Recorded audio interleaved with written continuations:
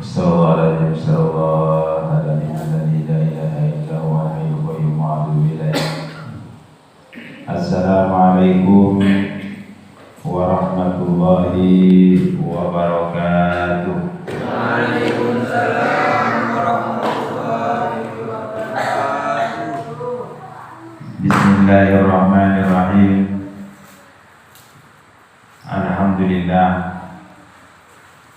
Alhamdulillahilladzi nahmaduhu wa nasta'inuhu wa nastaghfiruh wa na'udzu billahi min syururi anfusina wa min sayyiati a'malina. May yahdihillahu fala mudilla lahu wa may yudlil fala hadiya lahu. Ashhadu an la ilaha illallah wahdahu la syarika lahu wa ashhadu anna sayyidana Muhammadan abduhu wa rasuluh. Allahumma shalli wa sallim ala sayyidina Muhammadin salatan taj'aluna biha min ahli al-'ilmi dhahiran wa batinan wa tahsuruna bi ibadikas shalihin fi dunyana wa ukhrana wa ala alihi wa sahbihi wa barik wa sallim. Rabbi shrah li sadri wa yassir li amri wahlul 'uqdatam min lisani yafqahu qawli wahdi qalbi wa saddid lisani bi jahi nabi Muhammadin sallallahu alaihi wasallam. Allahumma arzuqna fahman nabiyyin wa hifdzal mursalin wa ilhamal malaikatil muqarrabin bi rahmatika ya arhamar rahimin wa la haula wa la quwwata illa billahil aliyyil azim. Amma ba'd. Yang muliakan para alim ulama, para habaib, para syaraif, para tokoh-tokoh agama dan para tokoh-tokoh masyarakat, dan juga yang saya muliakan Al-Ustaz Bahtian, dan juga yang saya muliakan Kiai Haji Supardi. Mudah-mudahan berdua selalu dalam keadaan sehat walafiat, dan mudah-mudahan panjang umur, dan mudah-mudahan dimudahkan segala urusannya. Amin, amin ya rabbal alamin. Dan juga yang saya muliakan hadirin hadirat jamaah majelis ilmu yang dimuliakan Allah Subhanahu wa taala.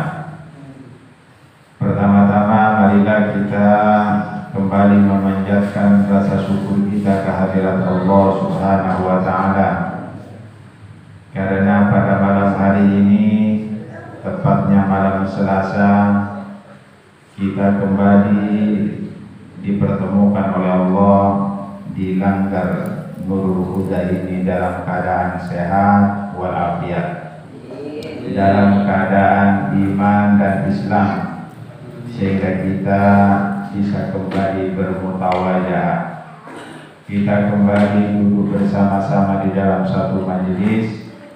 Dan tentunya ini adalah merupakan nikmat yang besar, nikmat yang luar biasa yang diberikan oleh Allah kepada kita semua. Karena tidak semua orang bisa hadir di dalam satu majelis ilmu ini. Walaupun dekat, kadang-kadang hatinya tidak ada kemauan.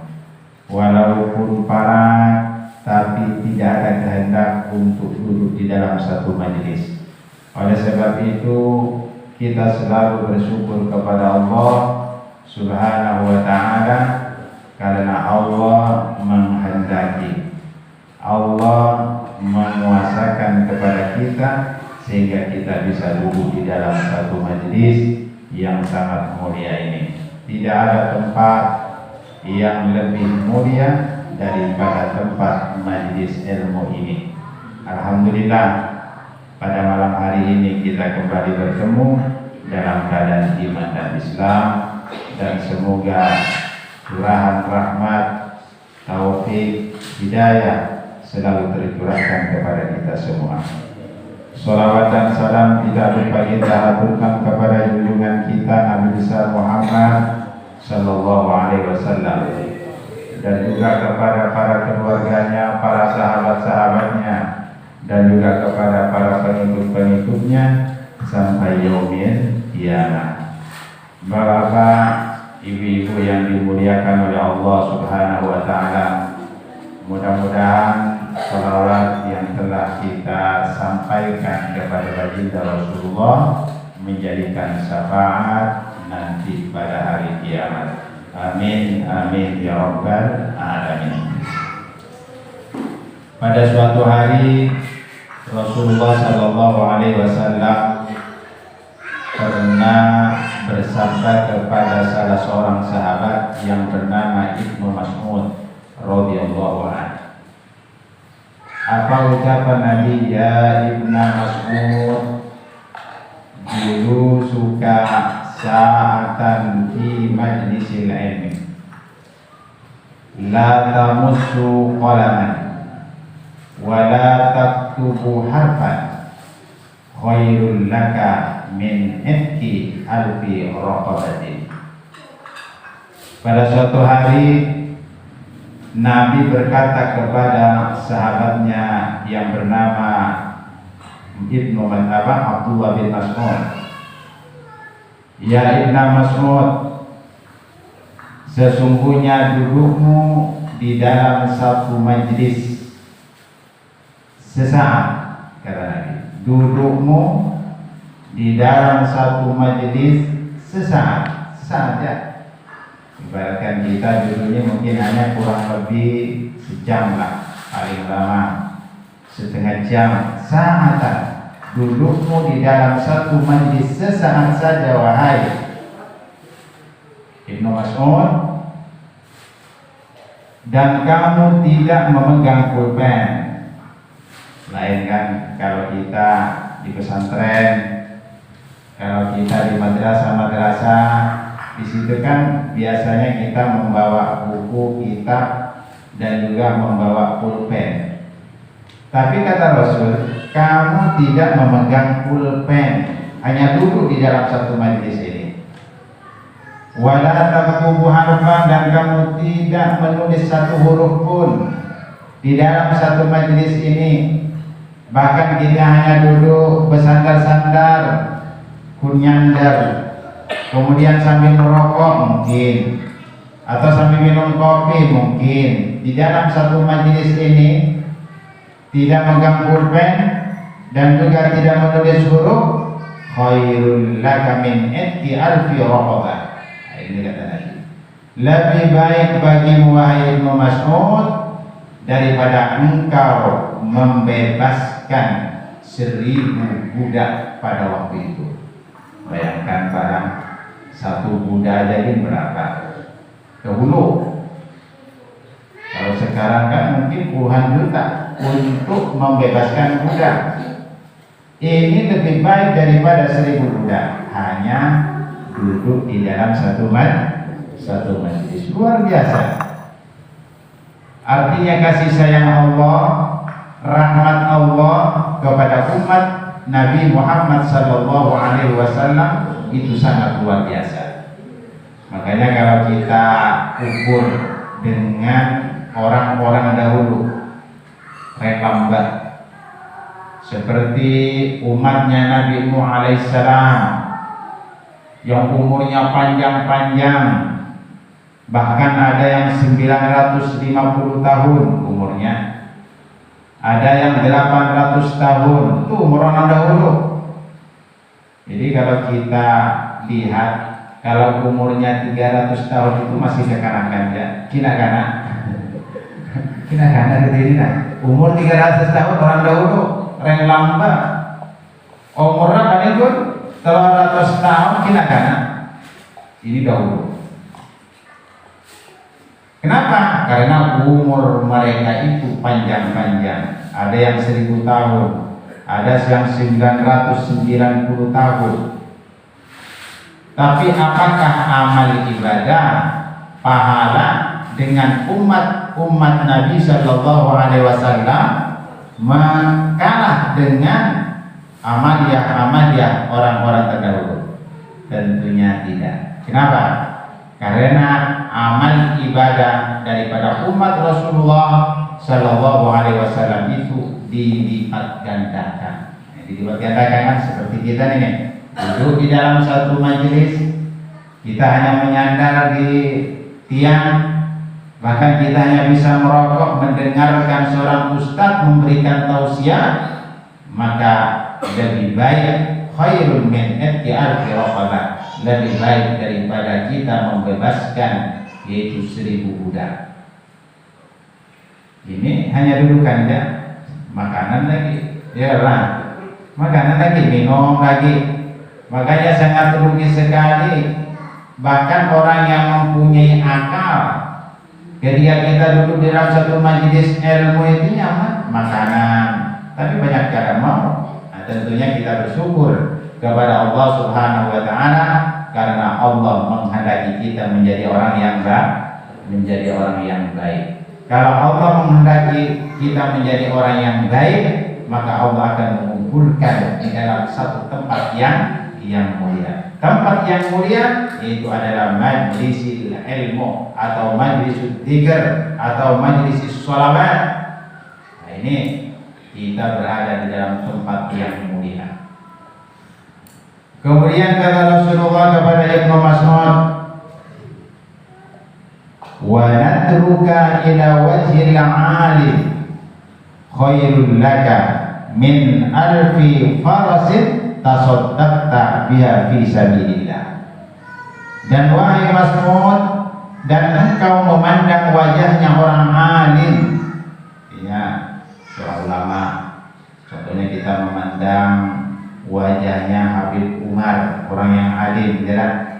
Dan engkau memandang wajahnya orang alim lebih baik daripada engkau mensedekahkan 1000 kuda di jalan Allah Subhanahu wa ta'ala. Bayangkan 1000 kuda. Coba biar naik kuda sekarang berapa? Ayo, 70-an juta juga kalau kuda nih. Ini 1000 kuda. Ayo, biar bersedekah 1 kuda aja ini berapa? Luar biasa. Ini hanya duduknya dapat kita pahalanya seperti bahkan lebih baik daripada orang bersedekah 1000 kuda di jalan Allah Subhanahu wa ta'ala. Duduk mendengarkan sambil memandang wajah orang alim, kita mendapatkan pahalanya. Luar biasa. Inilah sangat rugi orang yang apabila sudah ada majelis tidak mau duduk di dalam satu majelis. Itu adalah satu kerugian yang besar. Kok tidak bisa kita membagi waktu hanya seminggu sekali ya, atau setengah bulan sekali ya, hanya 1 jam aja, atau hanya setengah jam aja. Ayo, inilah manusia yang tertipu dengan dunia. Bayangkan, dunia ini memang luar biasa. Dunia ini membuat manusia itu mabuk, ya. Bahkan manusia ini kalau sudah hidup di dunia ini, mereka itu lupa yaitu dengan yang namanya bangunan di dalam kubur. Mereka berlomba-lomba membangun bangunan gedung-gedung yang indah, yaitu gedung-gedung yang tinggi menjulang, tapi mereka lupa yaitu yang disebut dengan alam kubur. Ya, lupa alam kubur. Alam kubur itu kalau kita lihat mungkin hanya 1/2 meter kali 2. Jadi kita ini bagaimana kita membawa bekal untuk alam akhirat. Tapi enak. Umur kita ini di dunia ini paling berapa? 70. Itu sudah panjang lah. Karena kata Nabi itu umur umatku itu antara 60 dengan 70. Itu 60-70. Nah, kalau pihak umurnya nih kalau sudah 59 tahun 9 bulan 9 hari ya, seandainya Allah kan umur kamu ini hanya 60 tahun ya, kemudian umur kita ini sudah 59 tahun, 9 bulan, 9 hari, tinggal 1 hari aja lagi. Jadi kalau sudah tinggal 1 hari itu hampir jam makanan lagi nih. Hampir lagi, sehari aja lagi. Nah ini, makanya kita jangan tertipu dengan kehidupan dunia, tapi kita bawa banyak-banyak bekal. Kenapa? Kata Sayyidina Abu Bakar, orang yang meninggalkan dunia, orang yang meninggal dunia, dia tidak membawa bekal seperti dia merenang di lautan lepas tanpa perahu, artinya tanpa alat. Ayo, yang alam moe laut seluas, alam moe, ayo, kira-kira mampu nggak ke Jawa mengarungi lautan samudra yang luas tanpa perahu, tanpa kapal, tanpa cukung?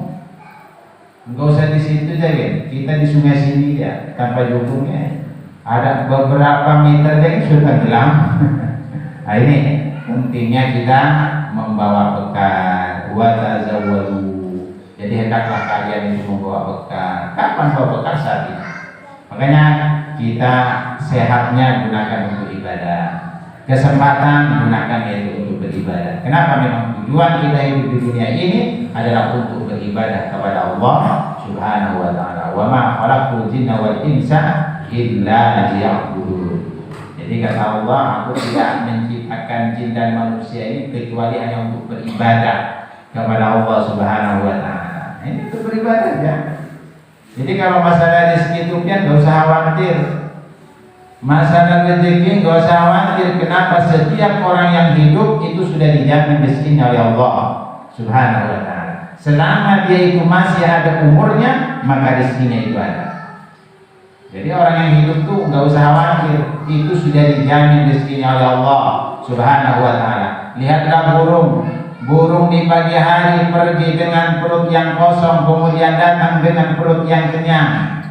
Itu burung. Siapa yang memberi rezeki? Itu adalah Allah Subhanahu wa taala. Nah, tapi sekarang manusia banyak mengejar dunia. Makanya dunia itu jangan dikejar, Pak. Kalau dikejar itu tambah menjauh dunia itu. Betul kan? Tambah dikejar menjauh. Dikejar loh. Kalau dikejar menjauhnya, larinya dikejar. Nah ini. Makanya kita sering-sering tafakur, ingat kita kepada Allah Subhanahu wa taala. Maka gunakan sisa umur kita untuk duduk di dalam satu majlis. Makanya kata Imam Ghazali, la tafrah kulla yaumin illa bi ziyadatil ilmi wal amal. Jadi kata Imam Ghazali, la tafrah, janganlah kamu bergembira setiap hari. Kalau kita ini gembira nih kalau sudah bertambah duitnya banyak, apa keuntungan harta banyak, jadi kita gembira malah. Kalau kata Imam Ghazali kata la tafrah kulla yaumin, janganlah kamu bergembira setiap hari illa bi ziyadatil ilmi wal amal, kecuali bertambahnya ilmu dan amal. Ini tidak tambah ilmu. Kenapa? Ilmu ini adalah jalan untuk menuju surga Allah Subhanahu wa taala. Kalau yang inilah mau masuk surga tanpa ilmu, tidak akan sampai ke surga. Kenapa? Kuncinya itu adalah ilmu. Jalannya itu adalah ilmu. Kenapa? Ilmu ini adalah jalan untuk menuju surga. Makanya disuruh oleh Allah kita ini selalu untuk menuntut ilmu. Disuruh oleh Rasulullah kita ini untuk menuntut ilmu. Karena menuntut ilmu itu tidak ada pensiunnya. Kalau pegawai ada pensiunnya, kalau orang. Kalau RT memang ada pensiunnya. Pegawai pensiun 60 tahun sudah pensiun. Tahu diri pemerintah 60 itu artinya kalau sudah umur 60 tahun itu menandakan bahwa seseorang itu sudah bau tanah, makanya pensiun. Makanya kalau sudah makannya bubur, hati-hati sudah. Makanannya bubur. Kalau sudah makannya bubur, nah, itu menandakan bahwa dia sudah parah, artinya dipanggil oleh Allah Subhanahu wa taala. Kenapa? Karena yang menjadi finalnya itu di akhir hayatnya itu apa ya? Di akhir hayatnya itu kalau dia menjadi orang yang husnul khotimah maka dia selamat. Makanya kata Imam Al-Ghazali, man lam yatawalgal bi ilmina yukhafu alaihi su'ul khotimah. Barang siapa yang tidak menggeluti atau siapa yang tidak belajar ilmuku, kata Imam Al-Ghazali, dikhawatirkan dia itu nanti matinya mati dalam keadaan su'ul khotimah. Apa yang dimaksud su'ul khotimah adalah, jadi mati su'ul khotimah ini bukan mati kafir, kadang artinya berdosa besar. Dia enggak merasa mensyarikatkan, dia enggak merasa menyekutukan Tuhannya. Jadi mati dalam keadaan fasik, mati dalam keadaan berdosa besar. Nah, ini bahayanya orang yang mati dalam keadaan su'ul khotimah. Makanya kita disuruh belajar. Coba lihatlah, kalau orang belajar ilmu kemudian dia mengamalkan, artinya mana? Artinya apa? Dia itu nanti di akhir hayatnya akan mendapatkan ketenangan, ketentraman jiwa, ketenangan hati. Makanya disebutkan, ya ayyatuhan nafsul mutmainnah irji'i ila rabbiki radiyatan mardiyah. Nafsunya, orang yang selalu menuntut ilmu itu nafsunya itu akan menjadi nafsu yang tenang nafsunya itu, bukan nafsu amarah. Kalau nafsu amarah itu, nafsu amarah sering marah, ya kan? Bapak yang dimuliakan oleh Allah Subhanahu wa taala. Nah, inilah jadi kesempatan kita yaitu menuntut ilmu mumpung masih kita hidup. Bagaimana? Mumpungnya masih hidup, artinya gunakan sisa-sisa umur untuk menuntut ilmu. Ini kadang umur sudah 79 tahun, sudah sakit-sakitan, pikirannya itu masih apa? Ingin membangun wadah. Sudah jadi ingin bangun wadah, itu nafsu ngarannya. Ya, nafsu ngarannya. Nah, itu hati-hati. Kalau sudah nafsu yang membawa, dikhawatirkan dia itu mati dalam keadaan sesat. Dan nanti ruhnya tidak sampai kepada hadratul qudsiyah, tidak akan sampai ke hadirat Allah Subhanahu wa ta'ala. Kalau sudah di dunia dia tidak bisa mengenal Tuhannya, maka dia itu akan di akhirat, maka dia tidak akan dikenal dan akan selalu sesat dan lebih jauh lagi sesatnya ketika dia ada di dunia. Makanya kita ini harus belajar. Makanya disebutkan oleh Rasulullah, yaitu utlubul ilma minal mahdi ilal lahdi. Carilah ilmu dari buayan sampai yang lahat kubur. Cari. Orang belajar ilmu itu wajib hukumnya, talabul ilmi fardhah ala kulli muslimin wa muslimah. Menuntut ilmu ini wajib atas orang mukmin yang beriman kepada Allah, laki-laki maupun perempuan, laki-laki maupun begini. Wajib yaitu untuk belajar ilmu. Apalagi ilmu yang berkenaan dengan agama. Ilmu tauhid wajib, ilmu fikih wajib. Itu juga ilmu tasawufnya wajib, yaitu untuk kita belajar. Kenapa? Ketika kita belajar ilmu tersebut, itu adalah untuk menyempurnakan iman kita dan juga menyempurnakan makrifat kita kepada Allah Subhanahu wa ta'ala. Ini keadaan hidup dalam kebodohan, ini bahaya. Hidup dalam kebodohan, atau dalam bahasa kita ini hidup dalam kegumulan, bodoh ya dengan tadi. Bodoh, bahaya, rugi. Orang yang diberikan hidup oleh Allah tidak digunakan untuk menuntut ilmu. Hadirin hadirat yang dimuliakan oleh Allah Subhanahu wa ta'ala. Jadi hikmah dari orang yang menuntut ilmu banyak. Ghasiyatuhur rahmah, ghasiyatuhur rahmah. Jadi orang yang menuntut ilmu itu akan dinaungi rahmatnya Allah Subhanahu wa ta'ala. Bukan diturunkan, tapi dinaungi. Kalau diturunkan kan belum tentu kita dapat. Mungkin turunnya di sini, mungkin turunnya di situ, kan gitu kan. Nah itu kan. Tapi ini dinaungi. Maka kalau dinaungi orang yang berada di tempat majelis ilmu ini, maka mereka akan mendapatkan rahmatnya Allah Subhanahu wa taala. Nah, ini rahmat. Makanya beruntung kita, bersyukur kita kepada Allah Subhanahu wa taala sehingga kita bisa duduk di dalam satu majelis. Orang yang duduk di dalam satu majelis, nazalat alaihimus sakinah. Orang yang duduk di dalam satu majelis maka akan diberikan oleh Allah as-sakinah. Apa itu sakinah? Ketenangan. Coba lihat. Orang yang berilmu itu tenang. Lihat ulama-ulama itu tenang. Karena orang yang berilmu ini mewarisi para nabi. Coba lihat. Kalau dia ingin mewarisi warisan nabi itu apa? Apakah nabi meninggalkan harta? Tidak. Apakah Nabi meninggalkan emas? Tidak ada. Perak tidak ada. Bebinian juga tidak ada. Tapi Nabi itu hanya mewariskan ilmu, yaitu mewariskan ilmu. Maka orang yang ingin mendapatkan warisan Rasulullah Sallallahu Alaihi Wasallam, maka dia harus duduk di dalam satu majelis. Harus di dalam satu majelis. Kalau harta itu warisan Korun, ya, Firaun. Nah, tapi Nabi itu mewariskan ilmu. Kenapa? Ilmu itu adalah sifat Allah dan Allah itu suka kepada orang yang berilmu. Suka orang yang berilmu. Nah, makanya kita jangan malas, ya lah. Jangan malas, jangan bosan, ya. Jangan monyak kata orang kita ya lah. Bosan itu untuk menuntut ilmu. Iya, reng lambat,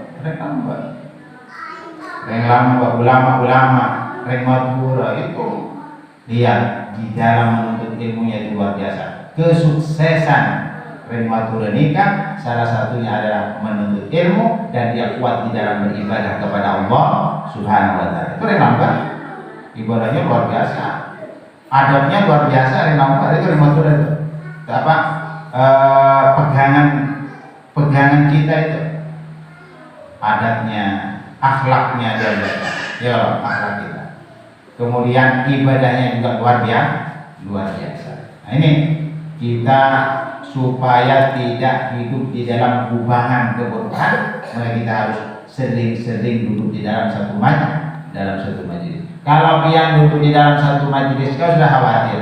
Yang pertama usahanya itu akan diberikan keberkahan oleh Allah Subhanahu wa taala. Cita-citanya itu akan dikabulkan oleh Allah Subhanahu wa taala.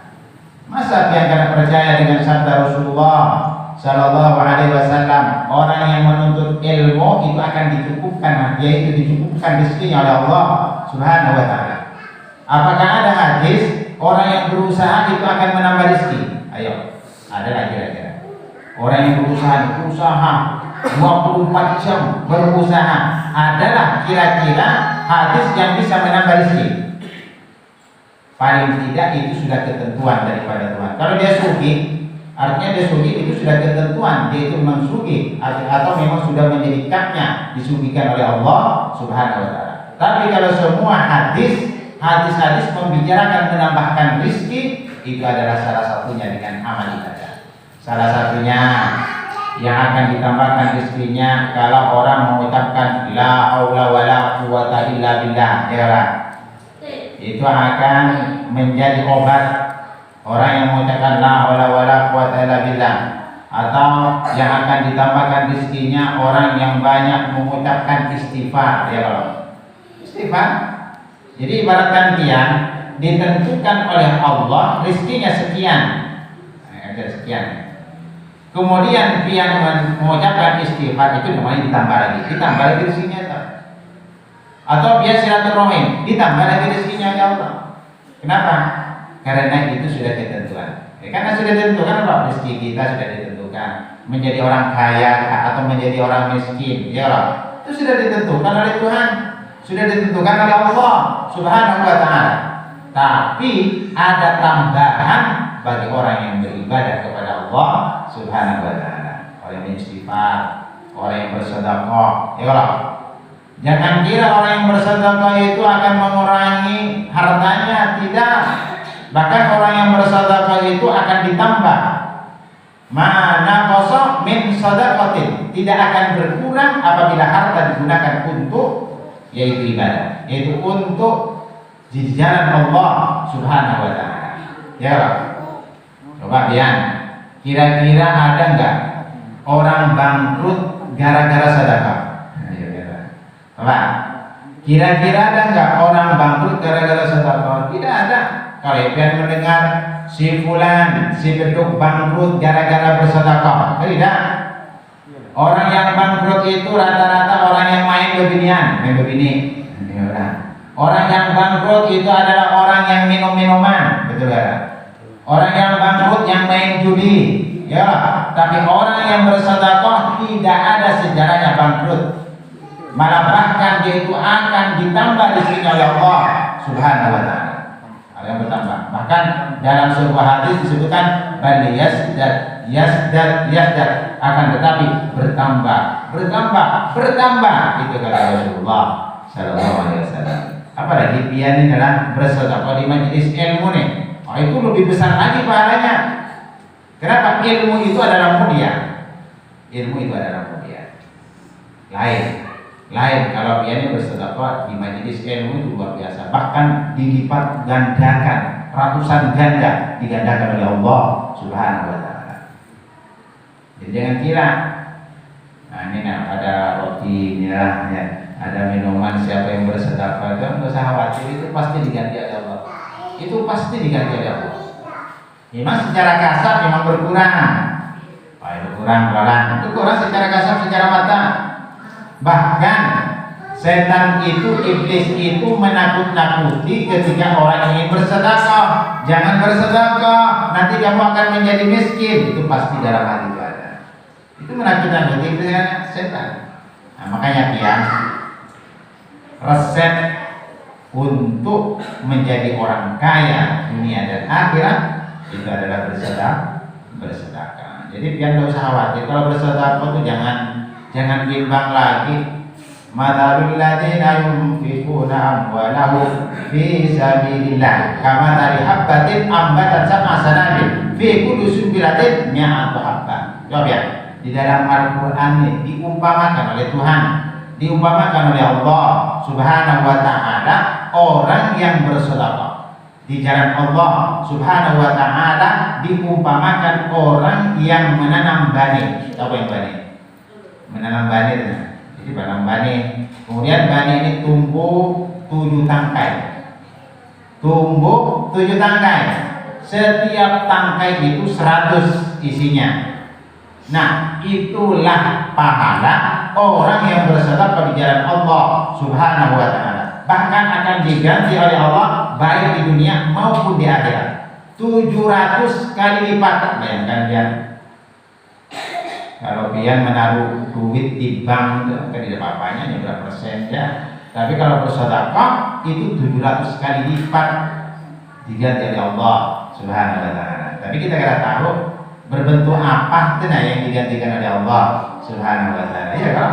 Kenapa orang bersedekah itu adalah menghindari daripada mati yang jelek, yang buruk. Kalau ya, maitat mesuk, mati dalam keadaan buruk atau mati dalam keadaan hina. Orang yang bersedekah. Nah, ini jadi pentingnya kita dulu. Jadi kalau kita dari majelis kan diingat, diingat lagi.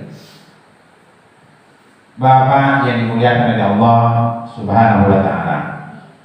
Jadi orang yang duduk di dalam majelis ilmu itu akan mendapatkan ketenangan. Nazalat alaihi sakinah. Tahu sakinah Pak? Tenang biar. Pokoknya biar tenang. Apapun perkara yang pian punya, adalah punya perkara apapun lah, masalah apapun. Tapi kalau pian nanti masalah itu kemudian pian masuk ke dalam satu majelis, maka di situ akan mendapatkan ketenangan. Tenang dulu kan kita, duduk bersama orang-orang soleh, ya, duduk bersama orang-orang yang baik. Insya Allah ada solusinya.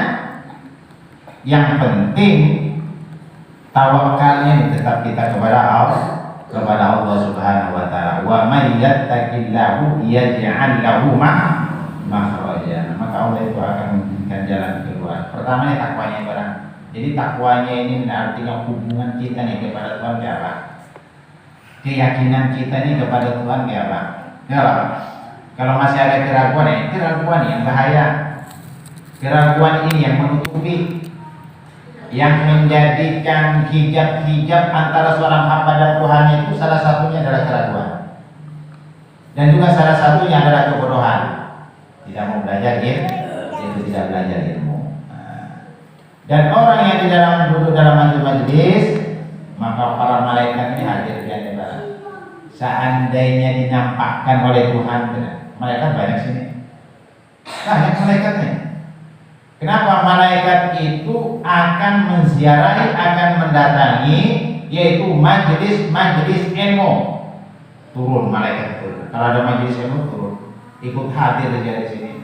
Saya kita kadang melihat, kalau melihat banyak itu malaikat lihat. Bahkan di dalam satu riwayat, ketika Rasulullah Isra Mi'rajkan, yaitu ke langit, setiap langkah itu ada malaikat. Setiap melangkah itu ada malaikat, saking banyaknya malaikat. Ayo ya. Orang yang duduk dalam satu majelis ini mendapat ampunan dari para malaikat. Kalau mendapat ampunan malaikat luar biasa, ampunan. Meminta ampun malaikat kepada orang yang menuntut ilmu. Bahkan yaitu binatang-binatang, bahkan ikan-ikan yang ada di dalam lautan, mereka juga memintakan ampun kepada orang yang menuntut ilmu. Ini makanya yarfa'illahu alladhina amanu minkum walladhina utul ilma darajat. Yarfa'illahu alladhina amanu. Allah itu akan mengangkat derajat orang yang beriman dan orang yang berilmu atau orang yang menuntut ilmu. Biar yakin ya, sering dulu di dalam satu majelis akan berkah ya, berkah. Walaupun hidupnya sederhana, berkah. Keberkahan itu yang tidak bisa, yang mahal itu keberkahan. Walaupun dia mempunyai duit 1 M, tapi kalau kada berkah itu akan menjadi hidupnya sengsara. Akan menjadi sengsara. Walaupun hidupnya tenang, dia itu miliarder. Walaupun mobilnya banyak, tapi kalau kada berkah itu tidak akan menjadikan ketenangan dalam hidupnya. Yang penting kan kita makan nyaman, tapi hati menjadi hati tenang, damai, nyaman, irolah. Baca Al-Quran, bersolawat di dalam satu majlis.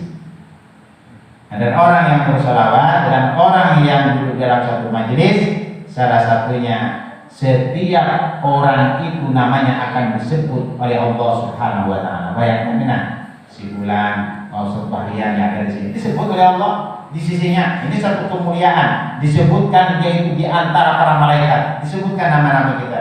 Si fulan bin si fulan, si fulan bin si fulan, itu disebut oleh Allah Subhanahu wa taala yang duduk di dalam satu majelis.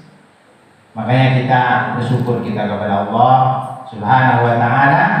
Wadah kita, daerah kita ada majelis Jabal Nur. Mudah-mudahan majelis Jabal Nur ini semakin berkembang, semakin meningkat. Kenapa? Majelis ini itu akan menjadikan cahaya kampung. Tahu lah ya? Cahaya kampung.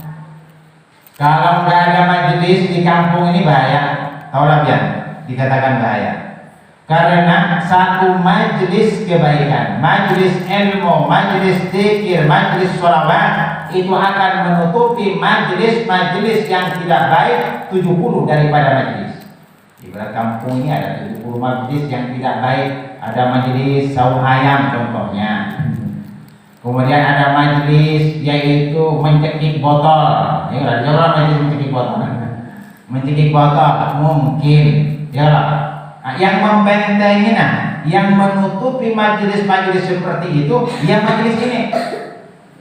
Bagaimana kalau di dalam satu kampung tidak ada majelis? Itu bahaya, itu yang akan menjadi artinya adabnya Allah, amarahnya Allah Subhanahu wa taala kepada satu kampung, karena kampung itu selalu bermaksiat kepada Allah Subhanahu wa taala. Makanya kita pertahankan Majelis Jabal Nur nih, para pemuda generasi-generasi nih. Ini generasi penting nih. Anak-anak generasi yang akan datang. Kenapa? Ini generasi ini yang akan memegang tampuk yaitu dari kepemimpinan yang akan datang. Kalau orang yang tua-tua itu akan meninggal dunia. Nah, generasi kita ini umur yang 10 tahun, 15 tahun ini yang digembleng generasi supaya apa? Supaya generasi ini tetap ingat kita kepada Allah. Kalau sudah generasinya nggak ingat lagi, generasinya sudah nggak tahu lagi di majelis, nggak dibawa ke dalam majelis, sudah generasinya nggak dibawa untuk menuntut ilmu ke pondok-pondok pesantren, bagaimana nanti? Itu sudah menandakan akhir daripada akhir zaman. Karena akhir zaman itu nanti generasi itu semakin bungol, bodoh, nggak tahu lagi. Enggak kenal lagi mana itu Al-Quran, karena tahu lagi membaca Al-Quran. Al-Qurannya enggak pernah dibaca. Bahkan Al-Qurannya itu hanya sebagai gambaran aja, enggak pernah dibaca. Kemudian nanti di akhir zaman itu mereka tidak tahu lagi Tuhannya. Bahkan ketika itu di akhir zaman itu ada seseorang ditanya, apa sih itu Allah? Enggak tahu lagi. Allah itu siapa itu? Enggak tahu lagi. Kenapa? Karena pada waktu itu sudah nggak ada majelis orang-orang sudah jauh daripada majelis. Alhamdulillah, yaitu kita duduk di dalam satu majelis. Bapak yang dimuliakan oleh Allah Subhanahu Wa Taala, itu sekedar penyemangat kita pada duduk di dalam satu majelis. Kemudian kita akan melanjutkan kembali sedikit melanjutkan kembali pelajaran kita rukun daripada sholat. Kalau rukun yang pertama niat sudah, kemudian rukun yang kedua berdiri sudah dijabarkan kemarin, artinya sudah diuraikan semaksimal mungkin kan. Berdiri, kemudian takbiratul ihram sudah kan. Nah, ini takbiratul ihram ini termasuk rukun qauli. Takbiratul ihram termasuk rukun qauli atau yang disebut dengan rukun yang dibaca, yang disebut yang dilafadzkan, gitu kan. Jadi ini sudah diuraikan pada minggu-minggu yang kemarin.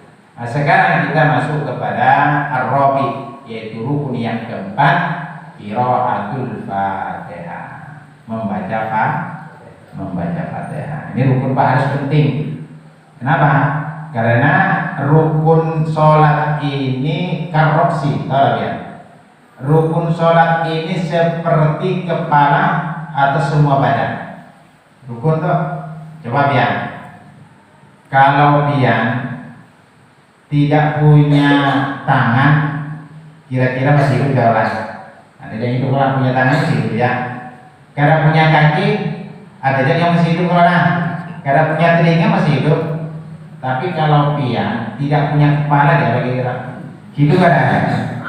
Mati. Kalau nggak ada kepala mati. Kira-kira seandainya ada, dia tidak punya kepala, itu mungkin kuntilanak. Kuntilanaknya itu. Makanya rukun sholat itu diibaratkan oleh para alim ulama seperti kepala. Rukun tenang. Makanya harus perhatikan rukun daripada sholat. Karena ini yang mesahkan daripada sholat. Nah, jadi rukun yang keempat daripada sholat yaitu adalah membaca Fatihah. Fatihah itu yang Bismillahirrahmanirrahim. Alhamdulillahirabbil alamin. Arrahmanirrahim. Maliki yaumiddin. Sampai terakhir. Sampai wallah. Jadi harus membaca Fatihah. Kenapa? Karena di dalam satu hadis di dalam kitab Bukhari disebutkan la sholata liman la yaqra bi Fatihatil kitab. Jadi sholatnya itu tidak sah atau sholatnya itu batal orang yang tidak membaca suratul Fatihah. Makanya kalau dia ini membaca Fatihahnya ini harus hati-hati, harus benar. Karena surat Fatihah ini kalau tidak salah itu mempunyai huruf 156. 156 huruf. Biasalah yang menghitung, Pak. Jadi itu Fatihah hurufnya berapa kira-kira? Itu kurang lebih 156 huruf daripada surat Fatihah. Itu jangan sampai ketinggalan, jangan sampai tertinggal satu huruf pun. Tertinggal satu huruf, maka sholatnya tidak sah. Makanya orang yang baca Fatihah itu kan ada dua. Orang yang dikatakan tidak baca Fatihah itu kan dua. Yang pertama karena dia itu memang tidak membaca Fatihah. Yang kedua, membaca Fatihahnya itu tidak sempurna. Ya, tidak sempurna. Nah, maka harus hati-hati. Ibaratkan tenang, kalau baca Fatihah itu bujur-bujur berguru. Belajar sama Ustaz Bahjan, belajar sama Ustaz siapa nih? Sauri, yang belajar makhorijul hurufnya tenang, bujur-bujur belajar dan siapa supaya benar. Kalau pian salah, siapa sholatnya kada diterima, kada sah. Kenapa? Karena ini adalah rukun, ini adalah penting. Makhorijul hurufnya terutama adalah kesempurnaan hurufnya. Jadi Fatihah ini kalau 156 itu kalau dibaca Maliki Yaumiddin, Maliki Yaumiddin panjang. Kalau dipanjang, kalau dibaca panjang Maliki Yaumiddin. Nah, itu 156 huruf surat Fatihah. Tapi kalau kita baca pendek Maliki Yaumiddin boleh ya. Jadi ada dua, Maliki Yaumiddin dengan Maliki Yaumiddin. Jadi kalau ada orang membaca Maliki Yaumiddin itu 155 huruf ya. Tapi kalau kita membaca Maliki Yaumiddin maka itu 156 huruf. Lain kalau Malikin Nas, kalau Malikin Nas tidak boleh. Kalau Malikin Nas tidak boleh dihadapi. Nah, kalau Fatihah memang ada emanya panjang dengan emanya pendek. Maliki Yaumiddin. Tapi kalau Malikin Nas tidak bisa. Harus tetap apa? Malikin Nas itu tidak bisa. Tetap Malikin Nas. Kalau kan sama Malikin Nas yang tidak sama. Nah, jadi kalau Fatihah ini yang pertama harus diperhatikan itu adalah huruf-hurufnya. Jadi harus sempurna. Kemudian di dalam membaca Fatihah itu harus tertib susunannya. Tertib lah. Membaca Fatihah tertib, maksudnya tertib ini gini. Jadi kalau kita membaca dari Bismillahirrahmanirrahim, Alhamdulillahirabbil alamin, itu tertib ngarannya Ar-Rahmanirrahim, tertib ngarannya. Kalau kita membaca Ar-Rahmanirrahim, Alhamdulillahirabbil alamin, ini adalah saja.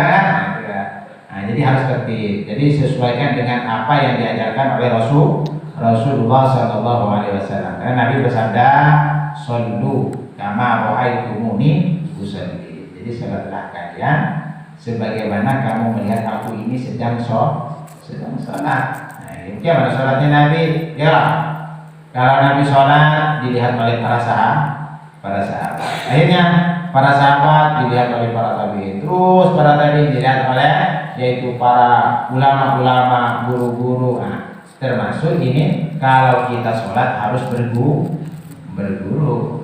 Kalau pian sholat membaca Quran sendiri, membaca kitab sendiri, bisa lain yang sujudnya itu, bisa lain rukunya, ya kan? Kenapa? Karena sholat itu memang harus dengan praktek, harus dilihat. Sholat seperti apa sih kan itu? Nah ini, jadi harus tertib. Alhamdulillahirabbil alamin, Ar-Rahmanirrahim, Maliki Yaumiddin, Iyyaka na'budu wa iyyaka nasta'in. Kemudian yang ketiga berturut-turut. Nah, mualaf dengarnya lah, berturut-turut. Bacaan Fatihah berturut. Maksudnya berturut-turut inilah. Bismillahirrahmanirrahim. Alhamdulillahirabbil alamin, Ar-Rahmanirrahim, Maliki Yaumiddin. Kemudian yang bersih. Bersih tenang. cus bersin, kemudian dia baca alhamdulillahirabbil alamin. Boleh, itu harus diulangi lagi. Kalau dia mengucapkan nanti waktu bersin mengucapkan cus alhamdulillah lagi, nah, maka itu harus diulangi lah, maka harus diulangi lagi, harus diulangi alhamdulillahirabbil alamin arrahmanirrahim maliki yaumiddin iyyaka na'budu wa iyyaka nasta'in sampai terakhir. Jadi harus berturut-turut. Kemudian juga yang perlu diperhatikan itu adalah tasdidnya. Tasdidnya ya. Tasdidnya. Tasdidnya itu harus diperhatikan. Alhamdulillahirabbil alamin ar-rahman kayak ar-rahman. Jadi masuk ar-rahmanirrahim maliki yaumiddin iya. Nah, ya, kadang-kadang ada jawabnya iya karena dulu ya iya kan di tasdidnya harus dijelaskan iya karena budu wa iya karena nasta'in. Itu perhatikan tasdidnya lah, karena kalau dia baca tanpa tasdid itu sudah beda daripada beda lafadznya dan juga beda maknanya. Kalau pian iya karena butuh hanya kepadamu ya Allah kami beribadah. Tapi kalau iya karena butuh itu artinya kita menyembah matahari. Nah, ini hati-hati pian. Menyembah matahari kalau enggak ada tasdidnya. Iya kan iya. Makanya dia harus dilatih. Karena memang kadang-kadang lah muntung kita nih lapat kita kadang-kadang ngalih menyampaikan, nah itu dirancang ya itu belajar diteruskan ya. Kenapa? Karena Fatihah ini menjadi rukun daripada rukun sholat. Harus benar. Kalau Fatihahnya nggak benar, kalau Fatihahnya cedera, kalau Fatihahnya tidak sempurna, maka sholatnya juga tidak sempurna, maka batal, maka tidak sah. Itu secara syariah, secara fikih. Nah, boleh, maka kita harus bujurkan Fatihahnya itu. Fatihah tasdidnya diperhatikan. Berapa tasdidnya itu kurang lebih 14 tasdid itu. Coba hitung. Dari alhamdulillah. Ini PR-nya lah, hitung jadi alhamdulillah. Berapa tasdidnya? Insya Allah kurang lebih 14 tasdid itu. Nah, 14 tasdid. Jadi perhatikan tasdid-tasdidnya itu, jangan asal membaca kan gitu. Dari iya karena budu dengan iya karena budu, iya karena budu. Kemudian makhorijul hurufnya ditempatkan ya. Jangan alhamdulillahirabbil alamin ngalamin ya. Dengan ngalamin bisa juga. Nah, itu makhorijulnya harus cepat. Alhamdulillahirabbil alamin. Kayak Fatihah maksudnya. Fatihah ya, nah, ini harus benar. Makhorijul hurufnya harus benar, jangan sampai salah. Nah, ini banyak kadang-kadang yang mau belajar. Kenapa? Fatihah ini adalah salah satu surat yang dibaca di dalam sholat yang menjadi wajib. Fatihah ya. Kalau surat-suratnya itu kan sunnah aja kalau. Ibaratkan yang sunnah salah jadi masalah karena sunnah. Tapi kalau Fatihahnya salah membaca, maka cedera semua. Kenapa? Karena Fatihah itu menjadi rukun. La sholata liman lam yaqra bi Fatihatil kitab. Jadi tidak sempurna sholatnya atau tidak sah sholatnya orang yang tidak membaca Fatihah. Jadi orang yang tidak dikatakan membaca Fatihah itu artinya bacaannya nggak benar. Nah, itu artinya sama dengan orang tidak membaca Fatihah. Harus benarkan. Nah, makanya kan kita mulai saat ini kan diperhatikan makhorijul hurufnya dengan alifnya, a-nya kan, ad-dha-nya dengan dha-nya, dha dengan dha kan. Nah, itu hati-hati kan. Itu bisa. Nah, jadi diperhatikan makhorijul hurufnya. Nah, ini hebatnya daripada Fatihah. Jadi Fatihah ini kenapa disebutkan dengan Ummul Quran? Ya, kenapa? Karena Fatihah ini ibaratkan itu sumber daripada semua Al-Quran. Jadi Al-Quran itu diperas itu menjadi Fatihah. Bahkan 103 kitab itu masuk dalam Al-Quran. Kemudian Al-Quran diperas menjadi surat Fatihah. Maka orang yang membaca Al-Quran sama dengan membaca yaitu Al-Quran keseluruhannya. Ini hebatnya kita membaca Fatihah. Nah, makanya Fatihah ini diperhatikan makhorijul hurufnya. Kenapa? Karena 104 kitab terhimpun di dalam surat Fatihah. Terhimpun. Jadi 104 kitab benar. Artinya kitab-kitab yang diturunkan kepada para nabi yang dahulu, termasuk Al-Quran, itu kan semuanya 104 kitab itu terhimpun di dalam Fatihah. Ya kan? Lagi kita Fatihah sama dengan membaca Al-Quran dan juga membaca yaitu kitab-kitab yang dahulu, Bapak yang dimuliakan oleh Allah Subhanahu wa taala,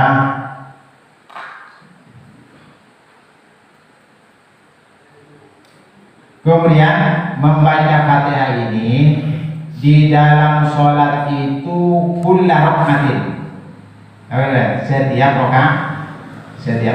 Jadi setiap rakaat itu dibacakan. Rakaat pertama, rakaat yang kedua, rakaat yang ketiga, rakaat yang keempat. Baiklah, Bapak mungkin ini sajalah ulun yang bisa sampaikan. Kita teruskan untuk minggu-minggu yang akan datang. Gak usah panjang-panjang lah. Yang penting kita nanti teruskan kembali nanti supaya kita sampai mengerti, paham, yaitu tentang rukun-rukun sholat. Jadi rukun yang keempat itu adalah membaca Fatihah. Mudah-mudahan dengan majelis ini Allah Subhanahu wa taala selalu menurunkan rahmat, taufik dan hidayah kepada kita semua. Mudah-mudahan dengan majelis ini kita dipanjangkan umurnya oleh Allah dalam kebaikan, di dalam beribadah kepada Allah Subhanahu wa taala. Mudah-mudahan dengan majelis ilmu ini semua urusan-urusannya dimudahkan oleh Allah Subhanahu wa taala. Mudah-mudahan dengan majelis ilmu ini kita husnul khatimah. Amin amin ya rabbal alamin. Subhanallah bihamdihi, subhanallah adzim, subhanallah wa bihamdika, asyhadu an la ilaha illa anta, astaghfiruka wa atubu ilaik. Wallahu muwaffiq ila aqwamit thoriq. Wassalamu alaikum warahmatullahi wabarakatuh. Al-Fatihah. A'udzubillahi minasyaitonir rajim. Bismillahirrahmanirrahim. Alhamdulillahirabbil alamin. Arrahmanir rahim. Maliki yaumiddin. Iyyaka na'budu wa iyyaka nasta'in. Ihdinas siratal mustaqim. Siratal ladzina an'amta 'alaihim ghairil maghdubi 'alaihim waladdallin. Amin amin ya rabbal alamin. Bismillahirrahmanirrahim.